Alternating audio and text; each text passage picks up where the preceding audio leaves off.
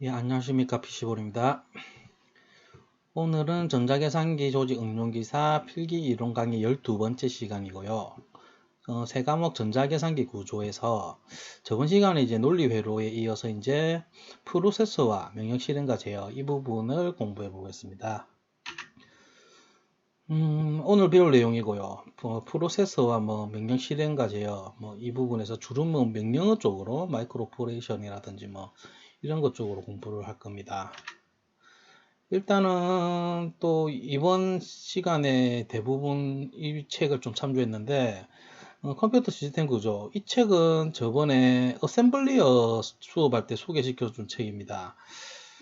이 책이 나온 지가 꽤 오래됐는데 92년도 93년도 그쯤에 나왔고 그때 이제 3판이 나왔고 지금은 이 책 표지만 바뀌었어요. 2017년도에 새로 나왔던데 내날 93년도인가 2년도인가 그때 나온 책이랑 같은 책입니다.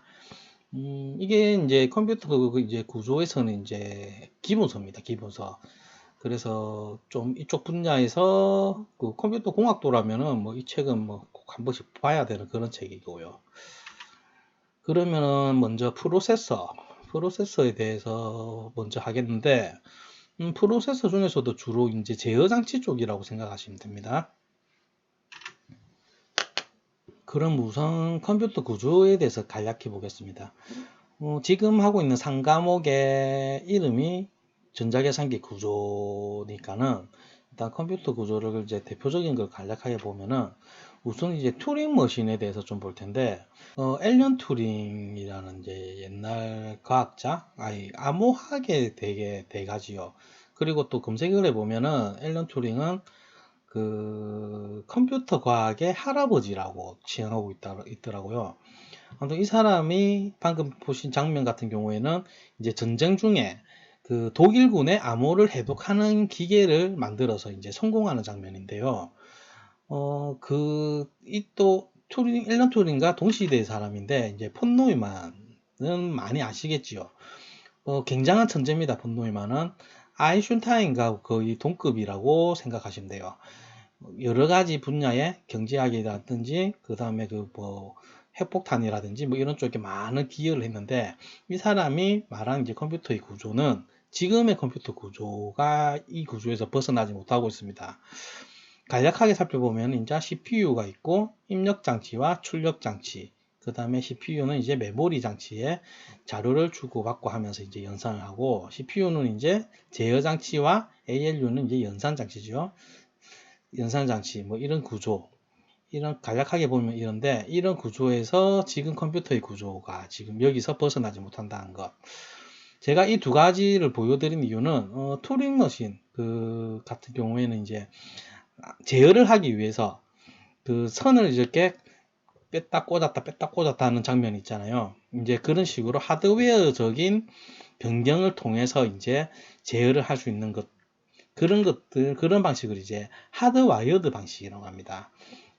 그대로 보면 이제 딱딱하게 묶여 있다 이런 뜻인데 좀 극단적인 예고요. 튜링 머신은 극단적인 예고 보통 하이와이어드 방식이라고 하면은 우리가 앞선 시간에 배운 논리회로에서 배운 이런 여러 가지 이제 게이트들 그 다음에 직접 소자들 기억 소자들 이런 것들 그런 것들의 하드웨어적인 설계로 인해서 시스템 프로세서를 이제 제어하는 방식을 이제 하드와이어드 방식이라고 하고 그 다음에 이제 프로그래밍을 통해서 코드를 넣어 가지고 제어하는 방식을 마이크로 프로그래밍 방식이라고 합니다.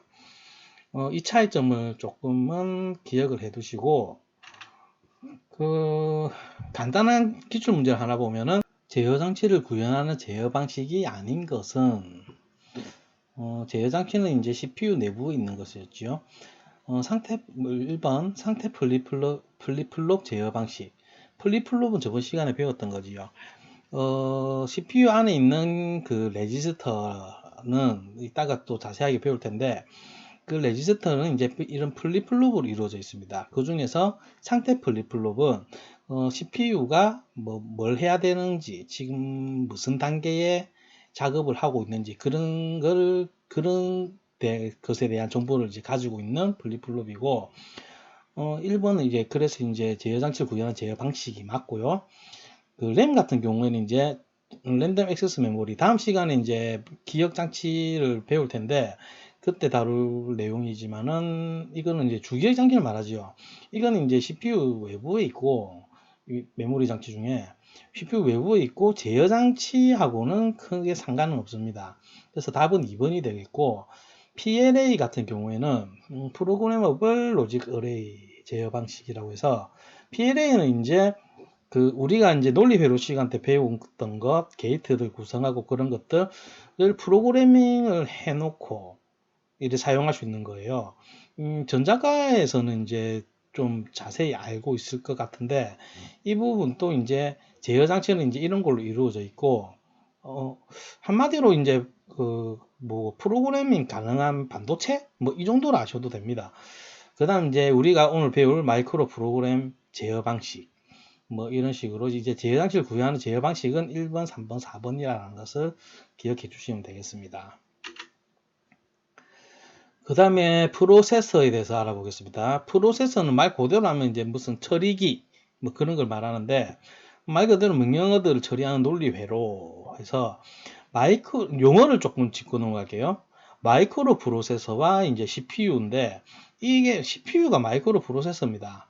이게 뭐가 다르냐면, 일단 마이크로 프로세서면 마이크로 코드에 의해 단계적으로 처리하는 논리회로를 말하고, CPU는 이제 센트럴 프로세싱 유닛 해서 이제 다 아시죠? 중앙 처리 장치. 컴퓨터의 핵심적인 처리 역할을 하는 장치. CPU 역시 마이크로 프로세서인데, CPU는 그러니까 이 장치에서의 역할, 그 컴퓨터 안에도 마이크로 프로세서가 여러 개가 있는데, 이제 중심적인 연산을 맡고 있는 CPU, 이게 이제 컴퓨터의 성능을 결정하는 주요 요인이죠, CPU가. 그래서 이제 역할에 따라서 그 정해진 용어지, 이게 다른 건 아닙니다. 같은 말이고, 마이크로 프로세서는 또 5과목의 제목이기도 하죠. 그 5과목하고 지금 배우고 있는 3과목은 그 내용이 거의 비슷합니다. 저도 차이점을 모르겠는데 나중에 5과목을 정리해보면 알겠지만은 기출 문제를 얼핏 받을 때는 거진 비슷해요. 어쨌든 CPU를 좀 자세히 또 들어보면은, CPU의 주요소는 이제 컨트롤, 이제 제어 장치, 그 다음에 연산 장치, ALU 연산 장치고, 그 다음에 레지스터 셋. 그 레지스터의 내용을 이제 주고받고 주거니 받거니 하는 그런 것을 제어 장치가 이제 제어를 하겠죠. 여기는 이제 그 여러 가지 처리해야 될 명령어들을 이제 산술 연산을 하는 거고, CPU의 주요소는 뭐 상식입니다. 이게 뭐 기출로 나오는 건 아니고 상식적인 거고, 이게 한 번은 나왔던데 그 인텔 CPU를 좀 비트별로 분류를 하면 이렇습니다. 8비트짜리를 좀 유심히 볼 필요는 있어요. 인텔 이제 숫자로 또로록 나와 있어서 8008, 8080, 8085, 8051, 이게 이제 8비트라는 거. 그 다음에 16비트는 지금 이것들 8086, 8088, 80286까지 16비트. 32비트부터는 이제 386, 486 이제 펜티엄 시리즈들. 이제 펜티엄 4부터 64비트. 뭐 이렇게 되지요. 또 좀 아셔야 될 거는 인텔 거 말고 그냥 상식선에서 이제 아셔야 될 거는 64비트 이제 인텔 게 아니고 AMD 이제 에슬론 60, 에슬론 맞나? 에슬론 64. 얘 같은 경우에는 이제 인텔보다 먼저 64비트 CPU가 AMD에서 그때 발표했죠. AMD가 확 뜨기 시작한 게 이때입니다. 이 에슬론 64 때문에 그런 거고, 이거는 이제 상식선에서 알고 계시고, 8비트는 좀 알고 계시면 좋아요. 예. 8비트 부분은 알고 있고, 이게 옛날에 문제, 요즘 안 나올 겁니다, 아마. 옛날에 이렇게 나왔습니다. 그 8비트 구조에 해당하는 인텔 컴퓨터 프로세서는, 여기서 보면은, 일단은 보기가 쉬웠어요. 8081, 8비트가 될 만한 건 이번밖에 없지요. 다 이제 좀 32비트고, 코어 i5 같은 경우에는 최근 거고, 그러니까는, 이건 답은 2번이고요. 이번에는 마이크로 명령어 인스트럭션에 대해서 알아보겠습니다.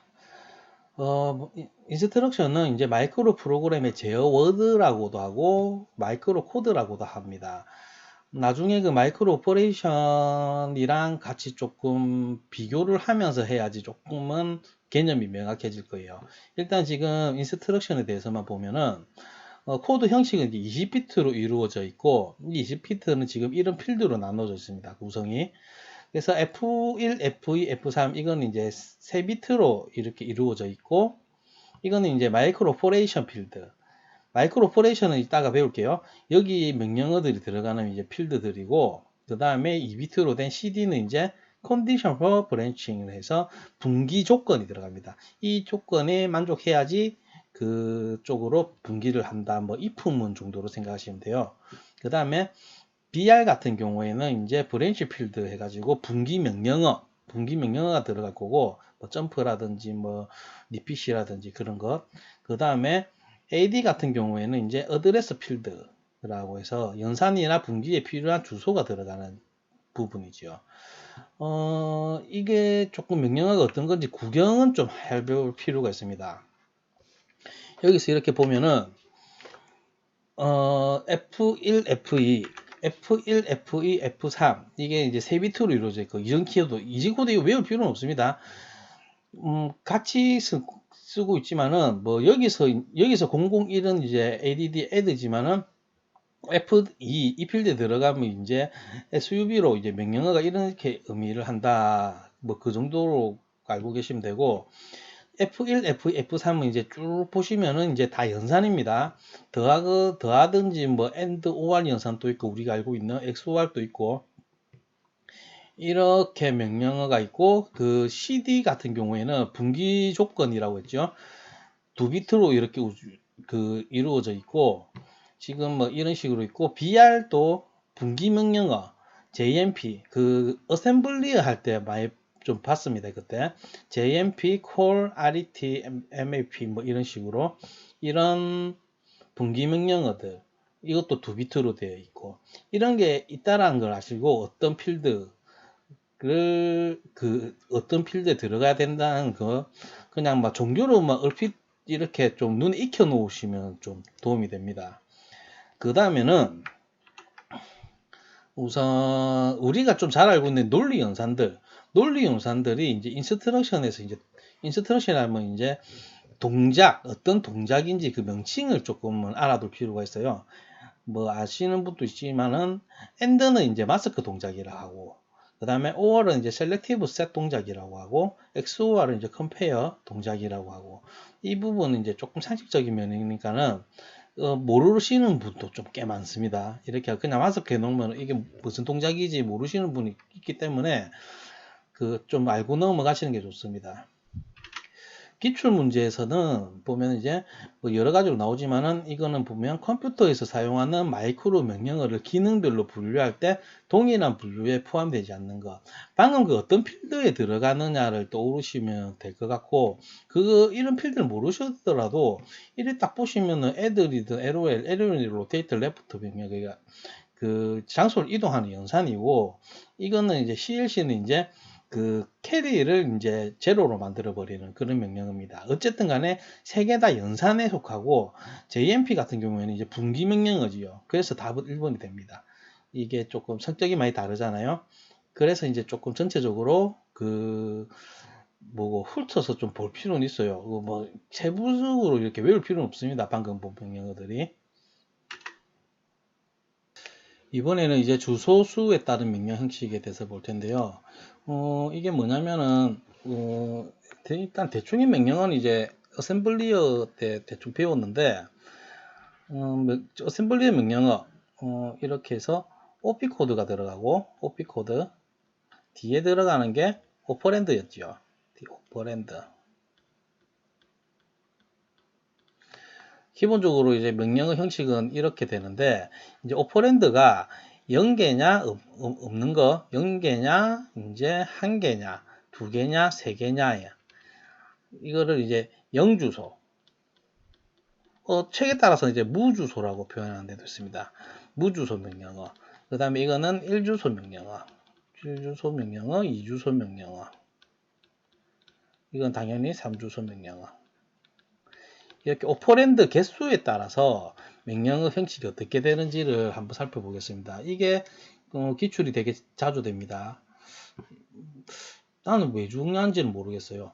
이게 어찌 보면 당연한 거기도 한데 어쨌든 이거를 보려면은 각 주소 그 오퍼랜드 개수에 따른 명령어들의 특징을 이렇게 공부하시기보다는 예를 보시고 조금 이해하시는 게 더 편해요. 그러면 웬만한 문제 다 풀 수 있습니다. x는 이 식은 x는 이제 a 플러스 b와 c 플러스 d의 곱. 이 식을 이제 각 그 오퍼랜드 수를 달리해서 표현을 하면은 먼저 이제 3주소 명령어에서는 이렇게 표현할 수 있습니다. 그 보면은 이제 명령어 뒤 오퍼랜드가 3개가 있죠. add r1 ab 이렇게 하면은 이제 r1은 이제 레지스터 이름이고 맨 앞에 들어가는 거.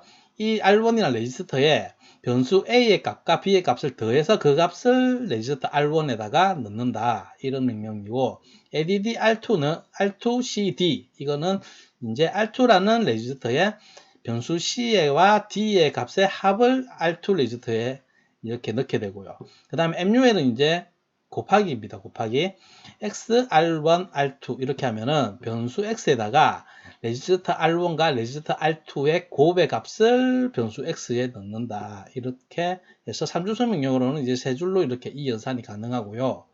그 다음에 2주소 명령어로 표현을 해보면 지금 보면 오퍼랜드 이제 2개씩 있죠. 이걸 보면은 mov r1a 이렇게 하면은 변수 a의 값을 레지스터 r1에다 놓고 add r1b 하면은 이제 이 r1에 있는 그 레지스터에 있는 값과 변수 b의 값을 더해서 다시 r1 레지스터에 넣게 되고 그 다음에 또 r2 그 mov r2c 하면은 이제 변수 c의 값을 r2에 놓고 add r2d 하면은 r2에 있는 레지스터의 값과 변수 d에 있는 값을 더해서 r2에 놓고 mul r1 r2 그럼 레지스터 r1 레지스터 r2의 곱슬 r1에 놓고 mov x r1 하면은 이제 그 변수 x에다가 레지스터 r1에 있는 값을 변수 x에다가 넣는다 이런 뜻입니다.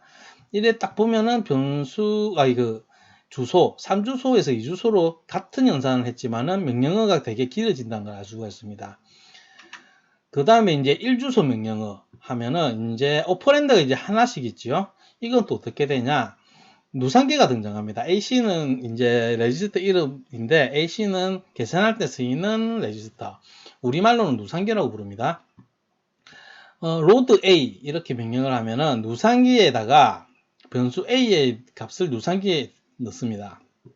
그 다음 add B 하면은 누상기의 값과 변수 B의 값을 더해서 누상기에 넣고 store T 하면은 이제 누상기의 값을 변수 T에다가 넣는 겁니다.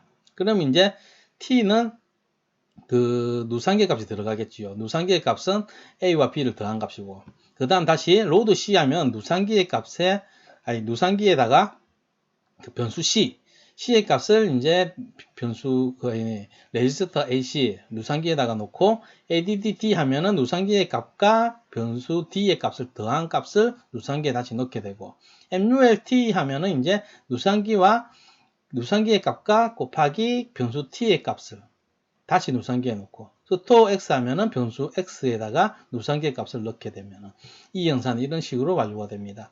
1주소 명령어에서 이제 특징은 딱 보면 알죠. 이거 뭐 따로 뭐 공부할 필요 없지요. 누상기에서 사용된다는 거. 누상기. 이 특징입니다. 이거는 뭐 기출도 되는 내용이고 그 다음에 영주소. 영주소로는 어떻게 표현이 되는지를 보면은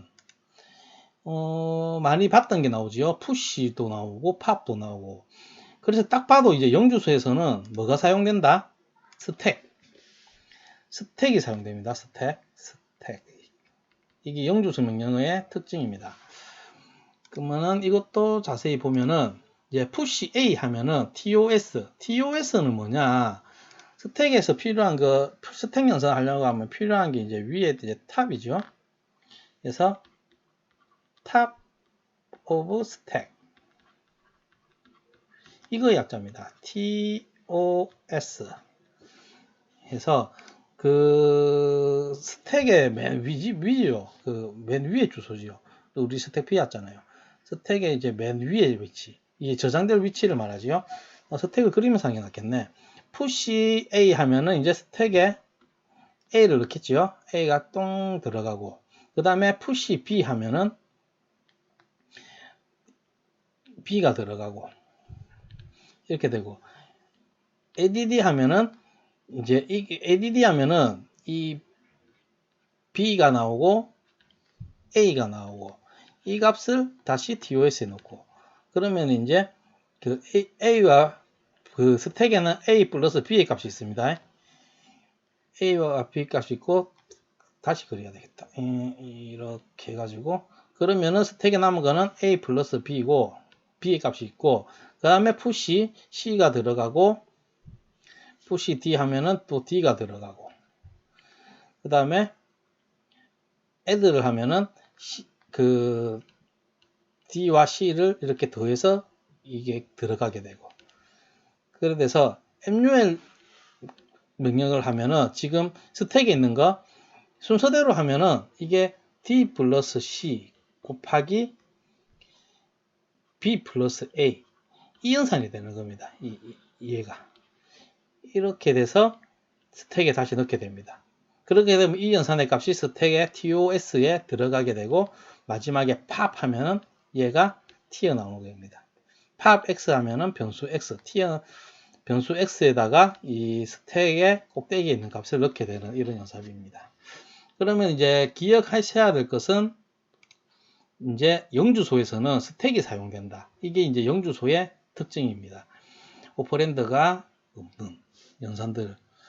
여기서 볼 거는 3주소부터 3주소, 2주소, 1주소, 0주소에 항상 존재하는 게 이제 add와 mul 이 명령어들이 오퍼랜드가 3개 있을 때의 동작과 2개 있을 때의 동작, 하나 있을 때 동작, 없을 때의 동작은 다 다르다는 거. 그런 것들 같은 명령어지만은 이제 주소 명령어 형식에 따라서 다르게 동작한다. 물론 의미는 비슷하겠지만은 다르게 동작한다는 것을 기억하시고요. 문제는 뭐 이런 식으로 연산 결과를 항상 누상기에 저장하는 명령어, 아까 보셨지요. 이제 1주소 명령에서는 이제 이거 누상기를 사용해서 사용을 했지 않습니까? 그래서 이제 답은 2번이 됩니다. 그러면 주소 지정 방식에 대해서 좀 알아보겠습니다. 어드레싱 모드. 주소 지정하는 방식은 그 어셈블리 시간에 한번 했었던 겁니다. 그래서 이제 그때 자료를 잠깐 보면은 어셈블리 때 지금 이렇게 주소 지정 방식이라고 해서 지금 이렇게 소개를 했는데, 그때도 똑같이 지금 또 이름 그대로 따라가면 되는 거, 그렇게 일하시면 돼요. 어렵게 생각하실 필요 없습니다. 이거를 설명하는 거는 이제 제 강의 3회차 강의에서 필기이론 3회차 강의에 37분 30초를 보시면은 한번 들어보신 거 기억이 잘 안 나시면 한번 들어보시는 것도 괜찮고요. 그래서 그때는 이제 간단하게 명령을 한 개씩 이렇게 제가 적으면서 했었는데, 이번에는 이제 조금 더 구체적인 예를 들어 가지고 한번 보겠습니다. 이제 주소 지정 방식은 지금 여기 보면 여기 있는 것들이 레지스터고, 이게 메모리고, 이제 그 어떤 방식이냐에 따라서의 값이 이렇게 있는데, 한번 이거를 좀 자세히 살펴볼게요. 이거는 이제 이 예시를 한번 보시는 게 제일 빨라요. 그냥 막 특징을 뭐 외우고 그럴 것보다는. 지금 여기 있는 것들이 이제 레지스터들이고, PC는 이제 카운터지요. PC 카운터 레지스터고, 이거는 이제 그냥 범용 레지스터, 뭐 프로세서 레지스터라고도 하고 그냥 레지스터고, XR 같은 경우에는 인덱스 레지스터입니다. 이게 XR이 인덱스. 그 다음에 AC는 누상기, 계속 봐왔지요. 누상기고, 이거는 이제 메모리인데, 여기는 메모리인데 지금 여기 앞부분, 이 앞부분은 메모리의 주소입니다. 메모리의 주소고, 이 뒷부분, 여기 이 뒷부분 이쪽 칸은 그 메모리 주소에 있는 값을 말합니다. 그래서 지금 이 메모리 200, 201에 걸쳐서 지금 명령어가 있어요. 이제 load to AC 누상기로 이제 값을 읽어드리는 명령어고, 이 모드에 따라서 어떻게 되냐. 그 다음에 주소는 500 이렇게 돼 있는데, 이 모드 값이 어떻게 바뀌느냐에 따라서 값이 바뀝니다. 한번 적어 보겠습니다. 명령어 load 해서 여기는 이제 모드고, 지금 여기 주소가 지금 여기 500이죠. 500 이렇게 명령어가 있는데, 자, 이 모드에 따라서 이 값을 어떻게 해석하고 어떻게 반영하고 어떻게 연산을 하는지 한번 보겠습니다. 먼저 여기 보면 이제 다이렉트 어드레스, 이거는 이제 직접 주소지요. 직접 주소 방식. 직접 주소 방식은 말 그대로 지금 여기 주소 자리에 있는 500을 그대로 쓰는 겁니다. 그러면은 이 500이니까는 500에 있는 값은 800이죠. 그래서 그 컨텐츠 오브 AC, 그러니까 누상기에 이제 입력되는 값을 말하죠. 그거는 이제 이 주소 500에 있는 값 800이 누상기에 그게 됩니다. 그 입력이 되고, 이거는 이제 직접 모드가 직접 주소 방식일 때, 그 다음에 immediate operand, 이거는 뭘까요? 이거는 즉치 방식이고, 즉시라고도 쓴다고 제가 말씀드렸습니다. 어셈블리 때. 저는 이제 즉치를 좋아해요. 즉치는 이제 바로 이 값 자체가 이제 여기 보고, 이거 읽어드리면 이제 카운터는 기본적으로 이제 카운터는 일씩 증가하면서 순서대로 보거든요. 여기 들어가는 이것 자체가 값이라는 거예요. 값. 그게 즉치 모드입니다. 그래서 이거는 이제 유효 주소, 실제 반영하는 유효 주소. 이거는 이제 AC에 직접 적재하는 값. 그래서 지금 여기 있는 500 값이 그대로 즉치는 무상기에 500이라는 값을 저장하게 됩니다. 모드가 즉칠 때, 이게 즉칠 때. 그 다음에 indirect address는 이제 간접 주소 방식이죠. 간접 주소 방식은 이렇습니다. 여기 500의 주소에 있는 값이 주소입니다. 그 값을 가지고 있는 주소입니다. 그래서 800으로 가면은 300이죠. 그래서 그 간접 주소 방식에서는 이제 누상기에 입력되는 값이 300입니다. 300. 간접 주소 방식 받고, 그 다음에 relative address는 상대 주소 방식입니다. 상대 주소 방식은 조금 그거 뭐라 해야 되노? 좀 그 위치에서 이제 좀 더 해야 되는데, 보면은 이제 상대 주소는 이제 여기 지금 201에서 이게 500을 더해줍니다. 더해줘. 다음 칸으로 내려가면서. 그래서 500을 더해주면은 702가 되지요. 여기에 주소를 반영을 하게 됩니다. 이 주소에 있는 값 325를.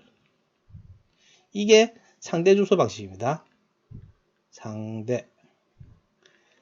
선 AC에 325가 적재가 되고, 그 다음에 indexed address는 말 그대로 이제 인덱스 주소 방식이죠.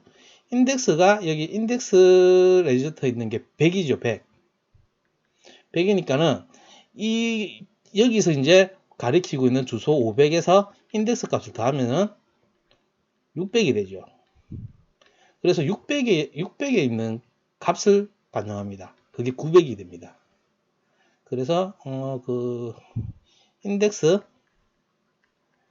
주소 방식은 AC에 이제 900이 반영이 되고, 그 다음 레지스터는 뭐 별 거 없습니다. 이거는 뭐 유효 주소도 존재하지 않고 레지스터 있는 거 그대로입니다. 400. 이거 레지스터의 값이 그대로 누상기에 적재가 되는 게 쓸데가 없네. 레지스터는 이제 AC에 400이 들어가고, 그 다음에 레지스터 인다이렉트는 이제 레지스터 간접 주소 방식. 레지스터 간접 주소 방식이니까는 레지스터가 400이지요. 레지스터가 400이니까는 400에 있는 값. 이게 간접, 레지스터가 간접. 이게 레지스터 간접. 이거는 누상기에 입력하는 값이 이 레지스터 가리키는 주소의 값 700. 이렇게 되고, 오토 인크리트먼트는 그 자동으로 이렇게 하나씩 증가하는 그거에 따라서 지금 이거는 같아요. 방금 한 그 레지스터 간접 주소랑 같아요. 같아집니다. 여기 같다고 생각하시면 되고, 두 개는 솔직히 알 필요 없는데 간단하게만 드시고요. 오토 디크리먼트는 이제 이거는 같은데 이것보다 이제 하나 줄어든다고 생각하시면 돼요. 그래서 이거는 그 자동 증가는 이제 레지스터 간접이랑 같다고 생각하시면 되고, 얘는 얘에서 1이 줄어드니까는 300이 아니고 399가 되는 겁니다. 반영하는 주소가. 그래서 399에 있는 452 AC에 적재가 됩니다. 이거 두 개는 별로 안 중요합니다. 이렇게 아시면 됩니다. 이거를 말이 그 예시를 많이 들어서 어렵게 느껴질 수도 있는데 솔직히 어려운 게 아닙니다. 이거를 그려놓고 내가 연필로 줄을 그어가면서 한 줄 한 줄 따라가 보면요 금방 이해돼요. 이거 메모리 이제 주소 지정 방식은 별로 어려운 게 없습니다. 그래서 다시 돌아와서 주소 지정 방식은 이해를 하시고, 문제도 보면은 어렵게 느끼시는 분이 있는데 안 어렵습니다. 이것도 보면은 이제 막 16진수 나오고 막 난리잖아요. 이제 답도 막 무슨 말인지 모르겠고. 한번 읽어볼게요. 상대 주소 지정 방식입니다. 상대 주소 지정 방식을 사용하는 컴퓨터에서 PC 카운터 값이 얘고 변이 값이 이제 이거다. 그러면 실제 데이터가 있는 메모리의 주소는 무엇인가? 이제 상대 주소라고 했죠. 상대 주소면은 보자. 지금 메모리라 치고 지금 주어진 카운터의 주소가 얘입니다. EFA50 16진수. 저게 문제 보고 나면서 저래 됐는지 모르겠는데 이래서 오자 되는 거 아닌가? 16진수면 어쨌든 지금 여기 무슨 값이 있는 그 카운터가 가리키는 값이 지금 주소가 이겁니다. 이게 카운터가 가리키는 카운터고, 일단 상대 주소 방식이고 변이가 얘입니다. 그러면은 얘 크기만큼 더해 가지고 인도 위치가 우리가 찾고 있는 그 주소가 됩니다. 그러면 여기서 그냥 더하면 돼요. 여기서 0b 이것도 16진수 더하면은 16진수 이 더하면 b 그 다음은 0이니까 5 그대로 내려오고 F2 그래서 이게 답이 됩니다. EFA5B 답은 4번. 별로 안 어렵지요? 알면 쉽습니다. 그리고 이해가 그렇게 어려운 건 아닙니다. 아까 전에 그 예를 든 거를 한번 연필로 줄을 끄가면서 이렇게 따라가 보시면은 이해가 되는 거니까는 어렵게 생각 안 하셔도 됩니다. 이번에는 시스크와 리스크에 대해서 알아보겠습니다. 시스크의 특징들, 리스크의 특징들, 이 정도 알고 있으면은 관련된 문제는 다 풀 수 있을 텐데, 일단은 시스크하고 리스크를, 이 비유가 참 좋아요. 일단은 컴퓨터 구조는요, 컴퓨터의 구조는 그 폰 노이만이 그 컴퓨터 구조를 설계할 때 이제 인간의 생각 구조를 모방을 했습니다. 인간의 생각 구조를, 생각 방식, 이런 것들을. 그래서 이제 시스크와 리스크도 이제 사람이 이제 생각하는, 연산하는 그 방식을 그 예시를 들자면 이제 구구단으로 예를 들겠습니다. 구구단을 예를 들어서, 시스크를 일단은 구구단을 외우고 있는 사람, 리스크는 구구단을 모르는 사람.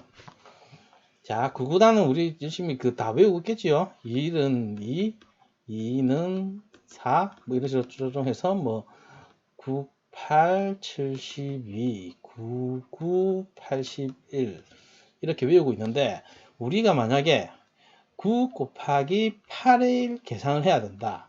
그렇게 되면은 자, 구구단을 외우고 있는 사람은 9, 8, 72 이라서 뭐 거의 1초도 안 돼서 이제 9 곱하기 8이라는 연산을 합니다.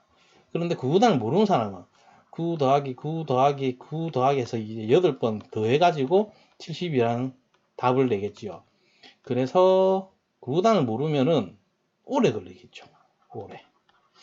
자, 이게 바로 시스크와 리스크의 그 차이점이겠지요. 한번 특징을 한번 읽어볼게요.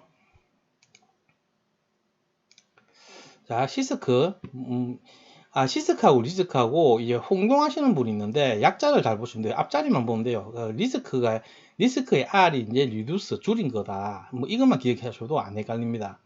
일단은 시스크는 이제 많은 수의 명령어. 우리가 구구단 다 외우고 있죠. 자, 그 구구단 많지요. 몇 개고? 9개, 81개, 총 81줄을 식을 외우고 있습니다. 우리는. 자, 많은 수의 명령어를 기본적으로 가지고 있고 몇몇 명령어는 특별한 동작을 수행하며 자주 사용되지 않는다. 이게 좀 낭비되는 부분이죠. 뭐 자주 사용되는 거라고 명령어를 많이 만들었지만 아무래도 만들어 놨어도 사용 안 되는 빈도가 적은 건 있을 수밖에 없습니다. 그 다음 다양한 어드레싱 모드를 지원을 하고 있고 다양한 어드레싱 모드는 방금 배운 거 그겁니다. 여러 가지 주소 지정 방식이라든지 그 참조 방식 그 다음에 가변 길이 명령어 형식을 사용하고 있고 메모리에 피연산자를 처리하는 명령어. 그래서 이제 시스크의 특징은 이 정도로 알고 계시면 되시고 리스크 같은 경우에는 이제 상대적으로 적은 수의 명령어. 구구단을 모르니까는 외우고 있는 게 적다. 뭐 이렇게 이해하셔도 되고 상대적으로 적은 수의 어드레싱 모드. 그 다음에 메모리 참조는 로드와 스토어 명령으로만 제한이 되고 있고 모든 동작은 CPU의 레지스터 안에서 수행됩니다. 그 다음에 고정된 길이 명령 형식으로 디코딩이 간단하고 단위 사이클의 명령어를 실행하고 있고 마이크로 프로그램된 제어보다는 하드와이어된 다 제어를 채택한다. 이게 리스크의 특징입니다. 뭐 간략하게 이렇게 알고 계시면 돼요. 기출 문제를 한번 보고 가면은 이제 리스크와 시스크에 대한 설명 중 옳지 않는 것은 1번 리스크는 실행 빈도가 적은 하드웨어를 제거하여 자원 이용률을 높이는 장점이 있다. 이 말은 이제 막 구구단 안 외워서 이제 머리를 좀 비워 놓는다 뭐 이런 뜻으로 해석을 하면 됩니다. 이제 1번은 맞는 말이고 이번에 리스크는 프로그램의 길이가 길어지므로 시스크보다 수행 속도가 느린 단점이 있다. 아닙니다. 이거 두 개 바뀌었습니다. 시스크가 이제 프로그램 길이가 길어지고 있고 그 덕분에 수행 속도가 느립니다. 그렇다 시스크가 무조건 리스크보다 느리다는 게 아니고 시스크는 이제 이미 정해진 거 만약에 구구단을 치면은 구구단은 이미 알고 있기 때문에 압도적으로 빠르지요. 구구단 연산할 때. 근데 일반적인 연산을 할 때는 그 쓸데없는 명령어 때문에 리소스를 자원을 낭비하고 있기 때문에 리스크보다는 느리다. 이런 의미로 받아들이시면 되고 시스크는 이제 고급 언어를 이용하여 알고리즘을 쉽게 표현할 수 있는 장점이 있고 시스크는 복잡한 명령어군을 제공하므로 컴퓨터 설계 및 구현 시 많은 시간을 필요로 하는 단점이 있다. 구구단 외울 때 고생했으니까 뭐 그걸로 생각을 하셔도 됩니다. 아무래도 많은 명령어를 넣으면서 설계를 해야 되니까는 아무래도 CPU를 이제 설계하는데 좀 복잡은 안 하겠습니까? 이제 리스크보다는. 어쨌든 답은 2번. 이번에는 레지스터에 대해서 알아보겠습니다. 레지스터는 아까 전에 이제 CPU 내부 구조를 이렇게 조금 봤지요. CPU를 구성하는 거 이제 제어장치와 그 다음에 연산장치 ALU라고 하죠.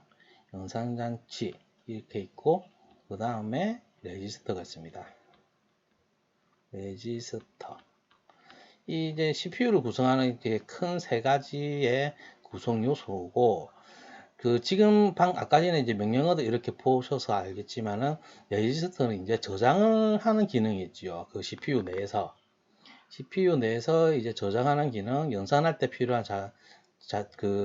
자료를 저장하고 주고받고 하면서 연산에 사용이 되고 있습니다.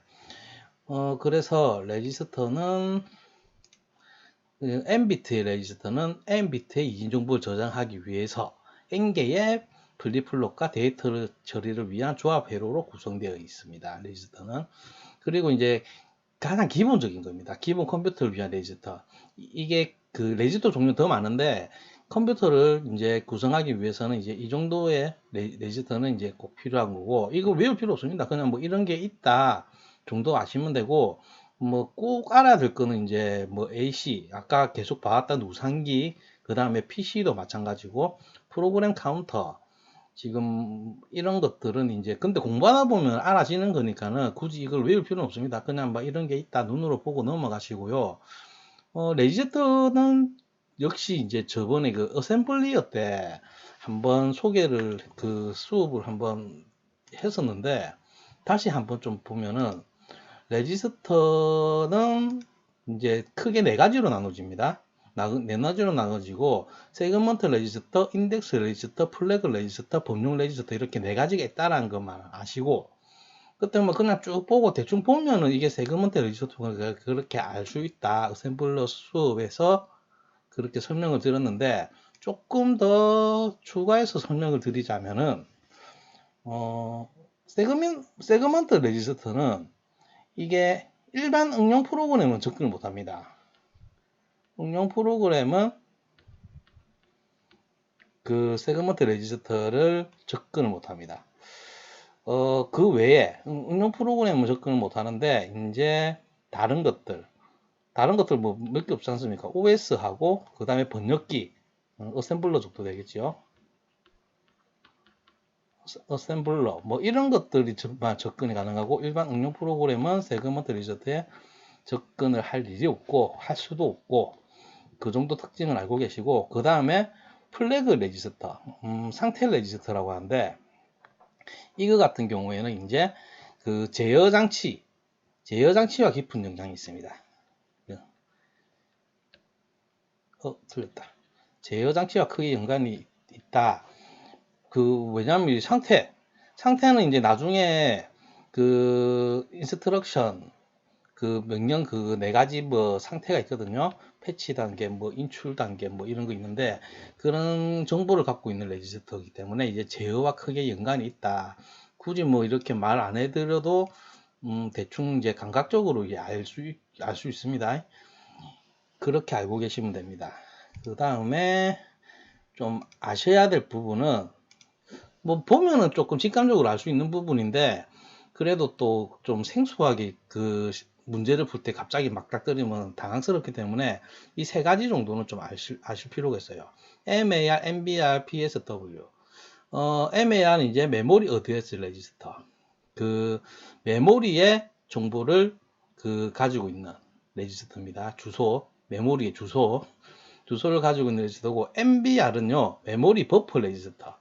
메모리 버퍼 레지스터는 이제 전송할 때 일시적으로 이제 기억하는 레지스터인데, 버퍼에는 그 좀 크기가 좀 중요해요. 어떻게 설명해야 되지? 만약에 이래 연산 장치가 있고, 이렇게, 그 다음에 제어 장치가 있고, 뭐, 이렇게 있으면은, 뭐 입력을 하든 출력을 하든, 아무튼, 뭐 자료를 주고 받든 간에, 자료를 한번 이렇게 갈 때, 한 번에 가는 단위가 있을 거잖아요. 그 단위가 보통 한 워드가 전송되거든요. 이 크기가, 이 한 번에 데이터가 한 번에 전송되는 그 크기가 이제 버퍼의 크기를 결정을 한다고 보시면 돼요. 우리가 아까 전에 이게 뭐 또 CPU의 성능하고 크게 연관이 있는데, 초반에 배웠던 8비트 컴퓨터, 16비트 컴퓨터 이런 걸 따질 때 이 비트 수는 이제 한 클럭당 CPU가 한 클럭당 처리할 수 있는 비트 수고, 한 비트당 이제 하려고 하면은 물론 연산 능력이 또 있지만은 전송하는 것도 한 클럭마다 지금 8비트면 8비트, 16비트면 16비트 처리할 수 있는 용량도 받쳐줘야지 이게 8비트, 16비트가 구현이 됩니다. 그래서 이제 버퍼의 크기도 좀 중요합니다. 그 다음에 PSW는 이제 프로그램 상태 워드라고 해서 말 그대로입니다. 그 프로그램의 이제 상태를 그 기억하고 있는 그런 레지스터라고 알고 계시면 돼요. 그리가 기출 문제를 한번 보면은 이런 문제는 그렇게 어렵진 않아요. 어렵진 않은데 이제 막 영어들이 와 있고 만약에 이게 좀 생소하다 싶으면은 좀 멘붕이 오고 또 뭐 각각의 빗두수 이 숫자가 막 복잡하게 나와 있죠. 딱 봤을 때 이거 나 이거 공식 모르는데 그렇게 해서 조금 어렵게 느낄 수가 있는데 공식이고 나발이고 그런 거 없습니다. 이거는 한번 읽어볼게요. 한 단어가 일단은 25비트로 이루어지고 있고 총 3270, 이거 읽어지지도 않는다. 32,768개의 단어를 가진 기억장치가 있다. 이 기억장치를 사용하는 컴퓨터의 시스템의 MBR, MAR, PC에 각각 필요한 비트 수는 자, 이거 공식이 뭐가 없습니다. 이 공식이 뭐 만들려고 하면 막 만들겠지만은 머리 아프게 뭐 그런 걸 알 필요가 있을까요? 일단은 버퍼의 성질을 좀 생각을 하시면은 일단은 먼저 처음에 이제 버퍼의 크기 이제 한 번에 전송할 수 있는 크기라고 했죠.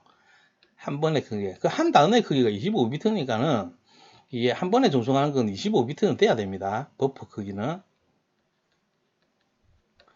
그래서 25비트 2번 아니면 3번 아니면 4번이겠고 그 다음에 MAR 메모리 어드레스 레지스터 메모리 주소를 기억하려면 자 메모리가 이래 있다. 이 메모리 용량이 뭐고 하나 둘셋넷 다섯 6개다. 6개면은 그 MAR의 크기는 최소한 이 6개 정보를 가질 수가 있어야 돼요. 6개 너무 적다. 아무리 얘기지만 8개로 하자. 8개. 2개 더 해가지고 8개. 8개면은 이제 이 주소를 표현을 하려고 하면은 2의 3승계가 필요하겠죠. 2, 4, 8. 그러니까는 예. 그래서 3비트는 돼야 돼요. 8개를 표현하려고 하면. 자, 그러면은 총 32,768개의 단어를 기억을 하려고 하면 메모리 크기가 어느 정도 되냐. 메모리의 크기를 알면 됩니다. 메모리의 크기를 알면은 이게 좀 까다롭지요. 이래 딱 봤었는데 이게 난 미리 계산을 해봐서 하는데 2의 15승입니다. 2의 15승. 그래서 15비트가 필요합니다.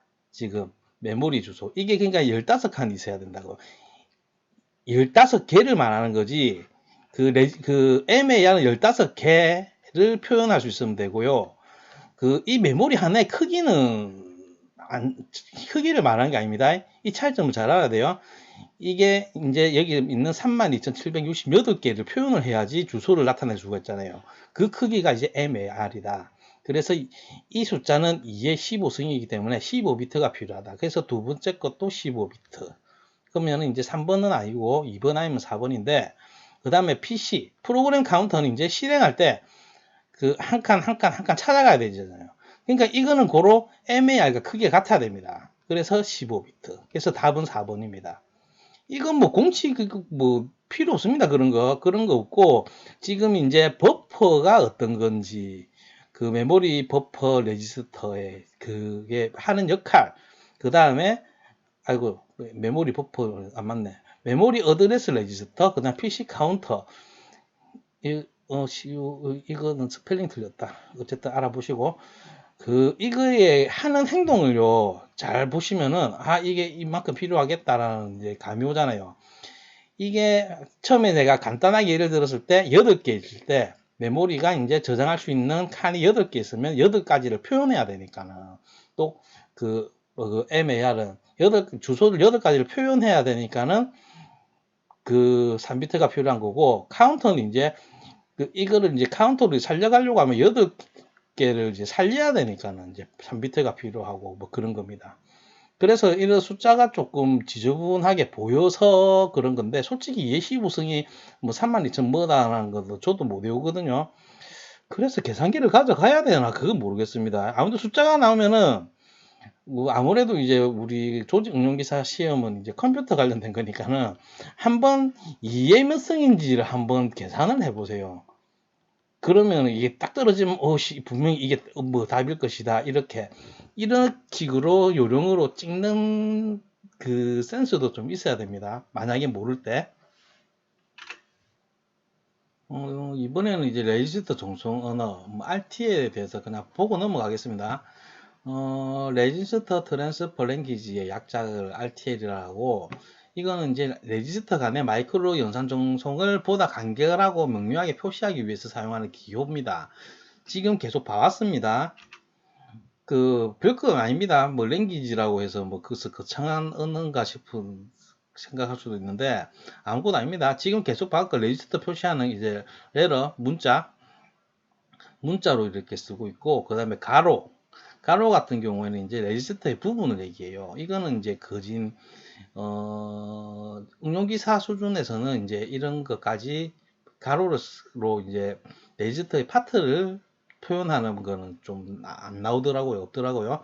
그냥 이런 게 있다 알고 계시면 되고, 이제 화살표는 이제 쭉 봐왔지요. 이거는 이제 R1 레지스터의 값을 R2로 전송하는 것, 입력하는 것, 이런 거 이제 가로로 표시하고, 콤마는 하나의 명령에 두 개의 이제 마이크로 오퍼레이션을 넣을 수가 있어요. 그러면 한 번에 두 개가 동작을 하게 됩니다. 그럴 때는 이제 콤마로 이렇게 표현한다라는 거.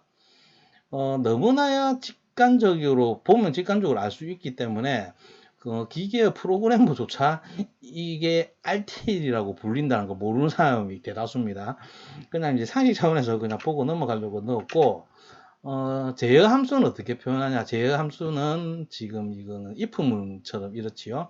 P가 1일 때 레지스터 R의 값을 R2로 전송해라. 이런 내용인데 그걸 이렇게 간단하게 표현합니다. 이제 계속 이렇게 보게 될 텐데, 보통 이 P 자리에 T0, T1, T2 이런 식으로 들어갈 거예요.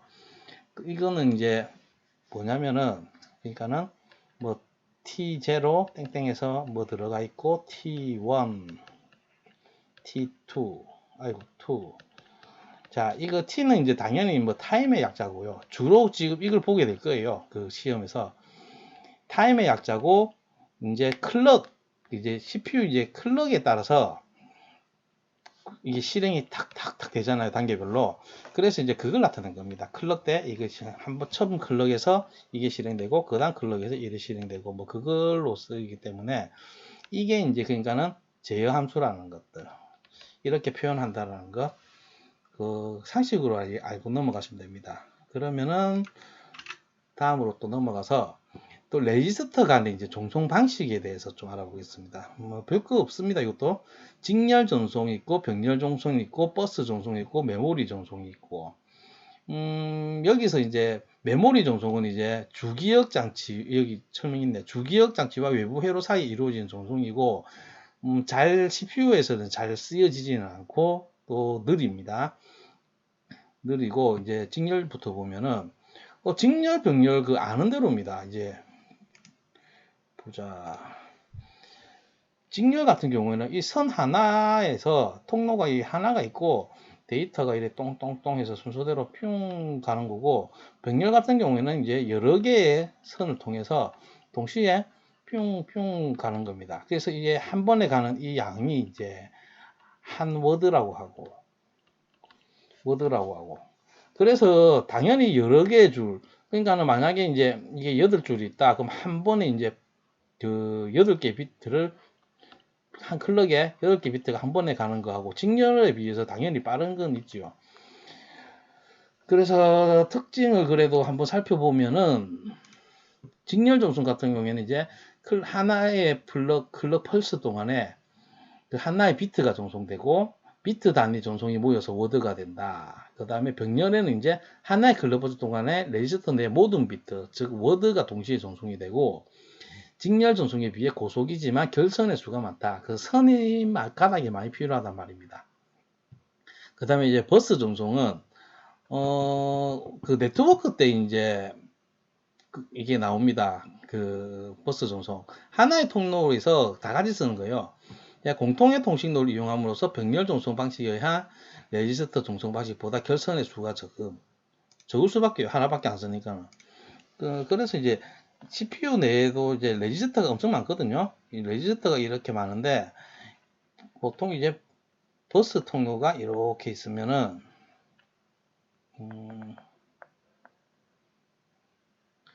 있으면은 이게 뭐 AC다 뭐 이 받고 뭐 이거는 뭐 BX다 뭐 레지스터마다 이렇게 한 손으로 이렇게 해서 결선의 수가 적을 수밖에 없습니다. 제일 적습니다. 이거는 그 메모리 전송 아까 설명했고 뭐 이 정도로 아시면 되고 이게 이제 잘은 안 나옵니다. 전송 방식에 대해서 그 전자계산기 기사에서는 조금 자주 나오는 편인 것 같아요. 그래도 나올 수도 있으니까는 기출됐던 걸 한번 보면은 레지스터 사이의 데이터 전송 방법에 대한 설명으로 가장 옳지 않은 것은 틀린 것을 찾는 거네요. 그 1번 직렬 전송 방식에 의한 레지스터 전송은 하나의 클럭 퍼스 동안 하나의 비트가 전송되고 이까지는 맞고요. 이러한 비트 단위 전송이 모여 워드를 전송하는 방식을 말한다. 예, 1번은 맞습니다. 그 다음에 2번 병렬 전송 방식에 의한 레지스터 전송은 하나의 클럭 퍼스 동안의 레지스터 내의 모든 비트 즉 한 워드가 동시에 전송되는 방식을 말한다. 2번도 맞고 병렬 전송 방식에 의한 레지스터 전송은 직렬 방식에 비해 속도가 빠르고 결선의 수가 적다는 장점을 가지다. 병렬은 결선의 수가 많지요. 결선의 수가 많다. 여기가 틀렸습니다. 그 다음에 그 답은 3번이겠고 4번도 한번 보면 버스 전송 방식에 의한 레지스터 전송은 공통의 통신을 이용하므로 병렬 전송 방식에 의한 레지스터 전송 방식보다 결선의 수가 적다. 또 맞는 말입니다. 그래서 답은 3번. 이번에는 이제 명령 실행과 제어. 뭐 계속 이어지는 내용입니다. 굳이 뭐 나눌 필요는 없는데, 어쨌든 그 다음으로 넘어가겠습니다. 먼저 마이크로 오퍼레이션에 대해서 알아보겠습니다. 마이크로 오퍼레이션이란 그 하나의 명령, 그러니까 지금까지 봐왔던 인스트럭션은 마이크로 오퍼레이션의 집합이다. 이 마이크로 오퍼레이션이 모여서 하나의 인스트럭션이 되는 겁니다. 이거는 이제 마이크로 오퍼레이션은 클럭 펄스 동안 실행되는 기본 동작이고요. 레지스터에 저장된 데이터에 의해 이루어지는 동작이다. 이렇게 되어 있는데, 한번 눈으로 보시는 게 이해가 빠릅니다. 자, 여기서 add라는 그 인스트럭션 마이크로 명령어 그냥 영어로 아는 게 낫습니다. 이 add라는 인스트럭션은 이 마이크로 오퍼레이션들이 집합입니다. 그래서 관계는 이제 간단하죠. 얘가 인스트럭션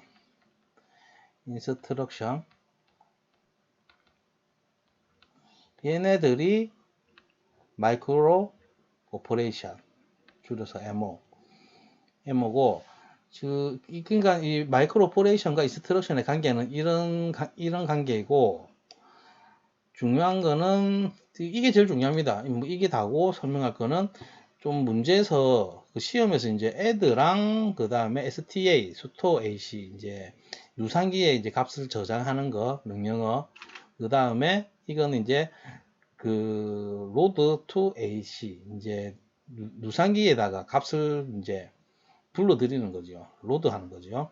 지금 이거 세 개는 시험에서 이게 세 개 중에 한 개가 나와요. 이 세 개 이상 다룰 것도 없고 그래서 제일 자주 나오는 게 이거 ADD 얘고 이걸 보고 이게 그러니까 마이크로 오퍼레이션을 보여주고 이게 어떤 인스트럭션인지 묻는 문제가 주로 나오고 또 좀 어렵게 나오면 이제 빈칸을 넣어놓고 이 안에 들어갈 값 뭐고 마이크로 오퍼레이션은 뭐냐 이런 문제도 나오기도 합니다. 이 세 개만 눈에 좀 익혀놓으면 되고 근데 보면은 대충 됩니다. 이게 애드구나. 버퍼 주소 있는 버퍼를 이제 MAR로 옮겨가지고 그 MA 값을 또 MBR에 옮겨가지고 AC 누상기랑 MB랑 더해서 또 EAC에 넣고 뭐 이렇게 한번 이게 애드구나. 대충 이게 보면 아시니까는 눈에 좀 익혀 놓으십시오. 이게 문제 자주 등장합니다. 세 개 중에 한 개는 나올 것 같아요. 항상 그 문제는 이런 식으로 일단은 지우고 다음 마이크로 연산 그러니까 인스트럭션이죠. 그 나타내는 동작은 인스트럭션의 이름을 찾는 거예요. 그래서 이렇게 보면은 딱 보면 이제 이거지 이거 store to AC 그 눈에 익혀 놓고 이제 보십시오. 이거는 뭐 하나하나 외울 필요는 없습니다. 대충 보면 이게 이래 가고 해서 이거는 이제 그 누상기의 값을 저장하는 거네 이렇게 감각적으로 알면 됩니다. 감각이 아니고 그냥 뭐 보면 압니다. 배울 건 없습니다. 그 다음에 마이크로 사이클 타임에 대해서 보면은 이게 뭐냐면은 마이크로 오퍼레이션 줄여서 MO, 이게 기출 문제에서 MO를 줄여서 한 번씩 쓰더라고요. 그래서 여기서 이제 마이크로 오퍼레이션을 좀 더 MO로 표기했습니다. 너무 길어가지고 마이크로 오퍼레이션을 수행하는데 필요한 시간이 이제 동기 고정식이 있고 동기 가변식이 있는데, 이거 무슨 말이냐면은 일단 예를 한 개 들면은 이제 마이크로 오퍼레이션 아까 봤던, 그러니까 인스트럭션 하나의 인스트럭션 뭐 ADD라고 칩시다. 아까 전에 뭐 세 개의 그게 있었잖아요. 그 마이크로 오퍼레이션이 있었잖아요. 자, 이 명령어들이 시간이 어느 정도 걸린지는 몰라요. 다 똑같지는 않을 겁니다. 그래서 이렇게 봐서 이제 이 시간을 이제 배정을 하는 게 동기 고정식과 동기 가변식이 있는데, 동기 고정식 같은 경우에는 이제 여기 설명을 보면은 모든 MO 중에 수행 시간이 가장 긴 MO의 사이클 타임을 CPU 클럭 주기로 정하는 방식이다. 그래서 만약에 이 ADD에서 아까 보고 마이크로 오퍼레이션이 세 줄이 있었잖아요. 그래서 이 명령은 1초 걸리고, 이 명령은 3초 걸리고, 이 명령도 1초 걸리고 이러면은 이제 프로그램 그 클럭이 띠용 띠용 띠용 이렇게 발생을 할 때 그 이 시간을 제일 긴 거에 맞춘다는 겁니다. 긴 거 3초에. 3초에 맞추면은 이게 이제 그 장점도 있고 단점도 있는데, 일단 단점 먼저 보면은 얘는 1초면 해결이 되는데 얘에 맞추다 보니까는 3초 동안 이렇게 대기를 해야 되는, 남은 2초 동안은 이제 낭비를 하게 되는 그런 것도 있습니다. 그래서 얘는 언제 쓰는 게 좋냐면은 그 마이크로 오퍼레이션 수행 시간의 차이가 크지 않을 때, 이 둘 다 뭐 세 개 다 이제 3초만 걸리면은 올려놓고 클럭 주기를 이제 3초로 맞춰 놓으면은 뭐 크게 손해 보는 건 없지요. 그런데 이 하나는 1초 걸리고 하나는 10초 걸리면은 엄청나게 손해가 많은 거지요. 그래서 이제 그 크기가 이제 비슷할 때 좀 효율적이고, 제어가 이제 간단합니다. 하나로 통일하니까는 제어가 간단하지만 근데 MO 간 수행 시간의 차가 클 때 효율이 저하된다. 얘네들 하나하나가 차이가 클 때 이제 효율이 저하된다. 뭐 이런 겁니다. 동기 고정식입니다, 이게. 그 다음에 동기 가변식은 그 마이크로 오퍼레이션 수행 시간 중에 유사한 이제 마이크로 오퍼레이션을 모아놓고 그 각 집합에 대해서 서로 다른 MO 사이클 타임을 정의해가지고 그 시간을 CPU 클럭 주기로 정하는 방식이다. 그냥 이제 그 마이크로 오퍼레이션은 이제 시간이 비슷한 것끼리 모아놓고 집합을 만들어 놓고 이제 주기를 이제 놔두면 이제 효율적이 되겠죠. 그런데 이제 이런 과정이 좀 복잡해집니다. 각 집합의 마이크로 사이클 타임은 서로 정수배가 되도록 해야 되고, 수행 시간의 차이가 큰 경우에 사용한다. 아까처럼 하나는 1초 걸린다, 하나는 10초 걸린다. 이러면은 이제 너무 비효율적이니까 이럴 때는 이제 큰 거 시간이 오래 걸리는 것끼리 모아놓고 짧은 것끼리 모아놓고 이렇게 처리를 하는 게 더 효율적이겠죠. 그 다음에 제어가 복잡해지지만, 제어가 굉장히 복잡해지겠죠. 딱 봐도 그 CPU의 처리 시간을 단축시켜 효율은 높아집니다. 이런 장단점이 있는 거를 알고 계시면 됩니다.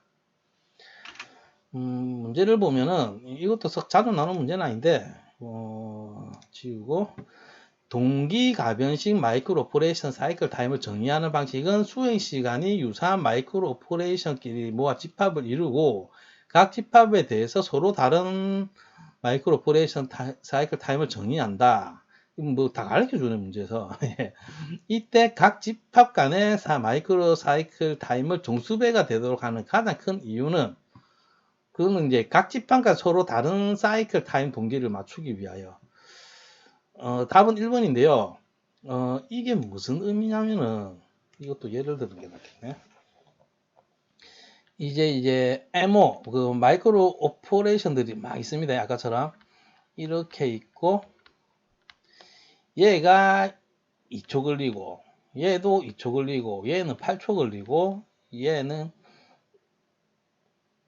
8초, 얘는 2초. 아니다. 3초, 뭐, 이렇게 딱 걸려 있다. 그러면은, 얘들 이제, 그 집합을 만들 거잖아요. 시간 비슷한 것끼리. 그러면은 얘네들끼리만 묶어 놓으면은 이제 이쪽끼리만 묶어 놓으면은 얘의 사이클 타임이 2초로 정의가 되겠지요. 그러면은 한 번의 클럭마다 얘네들이 한 번에 착착착 실행이 되는데, 정수배가 어디 갔노? 정수배가 되도록 하는 가장 큰 이유는요. 얘가 이제 2초다. 그럼 얘는 당연히 이제 다른 그룹은 8초가 되겠지요. 그런데 정수배가 아니고 이상하게 이제 얘 때문에 3초짜리를 만들었다 하면은 좀 악우가 안 맞아져요. 얘가 한번 실행시키는 동안에, 그러니까 8초로 만든 집합 같은 경우에는 얘가 한번 하는 동안에 얘는 이제 4번이 가능하지요. 이렇게 딱딱딱 맞아떨어져요. 클럭은 일정하기 때문에 또잉 클럭은 일정하기 때문에 그 CPU가 한 번에 하나만 처리하는 건 아니잖아요. 그래서 얘는 이제 이 클럭 하나가 1초라 치고, 그 주기가 이제 그 8개, 하나, 둘, 셋, 넷, 다섯, 여섯, 일곱, 여덟, 이게 하나 1초라고 치고, 이 동안에 이제 얘를 처리를 하는 동안에 얘 같은 경우에는 그 2초가 걸리니까는 하나, 둘, 셋, 4번 처리가 가죠. 얘 집합들은. 근데 이제 정수배가 아닌 이제 3초짜리를 만들어 놓으면은 요렇게 해서 이게 딱 떨어지지 않고 이게 이제 뭐 3분의 1만 되다가 말잖아요. 이런 걸 방지하기 위해서요. 그래서 이제 정수배가 되도록 합니다. 이게 딱 종료가 됐을 때 세트로 이렇게 딱딱딱 맞게끔. 그래서 만약에 뭐 실제로 이런 3초짜리가 딱 하나만 있다 하면은 이거는 이제 8초 타임에 넣어버립니다. 여기에 속해 놓고 이 하나의 이제 MO는 이제 나머지 6초 동안은 그냥 뭐 대기하고 있어야지요. 뭐 그렇게 나머지 6초가 아니고 5초네. 이렇게 대기할 수밖에 없지요. 뭐 이 3초가 많다 하면 이제 뭐 따로 만들고 어떻게 종수배로 조절을 하는데, 이제 그런 과정이 이제 복잡하다는 거고, 어쨌든 종수배가 하는 이유는 가장 그겁니다. 그래서 1번은 이제 서로 다른 사이클 타임의 동기를 맞추기 위해서입니다. 동기를 맞추기 위해서.